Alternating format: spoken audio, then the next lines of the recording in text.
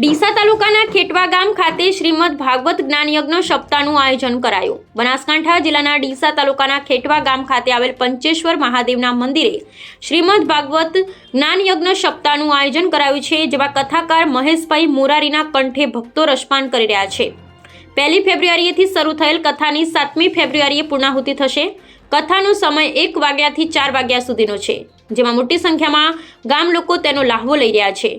ખેટવા ગામનું લોક વાતાવરણ ભક્તિમય બન્યું છે।